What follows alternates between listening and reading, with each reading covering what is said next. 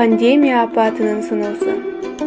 2019 жылдын декабрь айында Кытай Эл Республикасында пайда болгон COVID-19 деген оору 2020 жылдын биринчи жарымында бүтүн дүйнө жүзүн каптап, канчалаган адамдардын өмүрүн алып, канчалаган өлкөлөрдү түрбөтүп, оор жагдайга салып койду.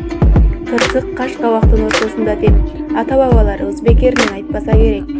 Мына ушул сөз оңунан чыгып, элдин тынч жаткан жеринен козгоп, укса үрөйүн учурган апат өзү менен өлүм жетимди, жакырчылыкты, жумушсуздукту, кайгы-муңду да алып келди.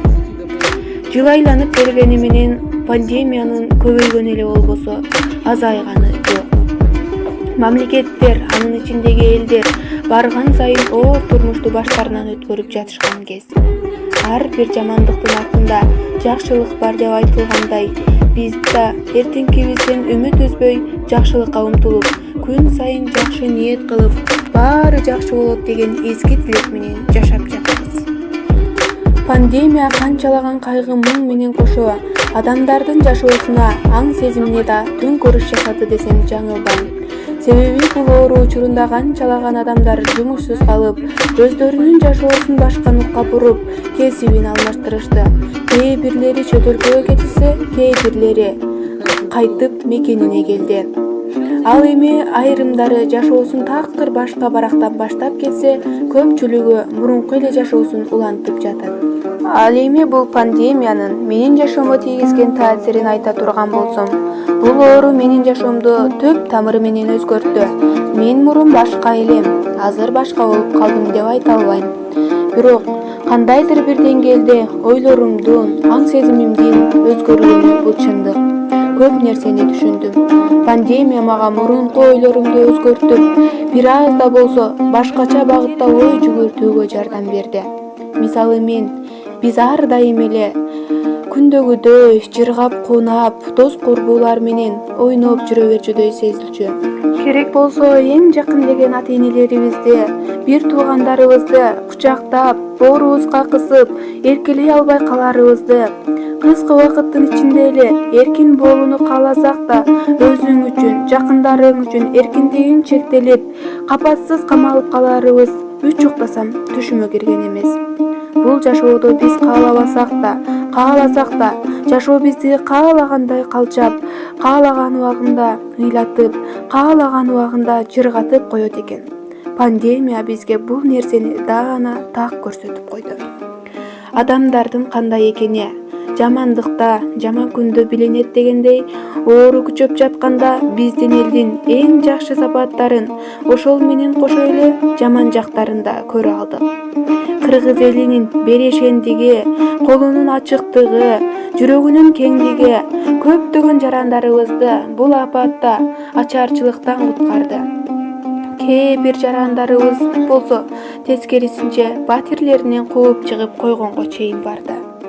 Оорунун саны көбөйүп, элибиз эң оор учурга келгенде дарыгерлерибиздин жетишсиздиги, башка дарыгерлерибиздин күндөп-түндөп, кээде айлап, үй бүлөсүнө барбай, ооруларга кам көрүп жүрүштү. Дарыгерлерибиздин канчалык эр жүрөктүгүн көр. Канчалары оорудан качып, көптөгөн жылдар барбай жүргөн айылдарына барышса, дарыгерлер, ыктыярчылар өз өмүрлөрүн бычак мээзине коюп, оору менен күрөшүштү. Канчалаган мыкты эр жүрөк дарыгерлерибиз, жаш, эли жерине күйгөн ыктыярчылар ушул пандемиянын курмандыгы болуп калды. Эли үчүн өз жанын аябай күрөшкөн жарандарыбыз бар экендигин көрүп кубансам, кээ бирлеринин бул апааттан чыга албай калганы жан дүйнөңдү сыздатат. Көпчүлүк эл жетишпеген дары-дармекти таап, жардамдашканга аракет кылышса, айрымдары ушул учурдан пайдаланып, көбүрөөк акча жыйнап алганга да умтулушту. Мен булардын баарынын айтып жатканымдын себеби, биз бул жерден 5 кол тең эмес деген, баардык эле адамда 2 кол, 2 бут, 2 көз, 2 кулак, 1 мурун болгону менен, анын ички жан дүйнөсү, ой жүгүртүүсү, каалоосу жана адамдык сапаты ар башка экендигин, апаатта бирөө башкаларды сактап калайын деп чуркаса, бирөө өзүмдү сактап калайын деп чуркап жатты. адам эң оор күндө бирин бири таштап кете албастыгын да көрдүк.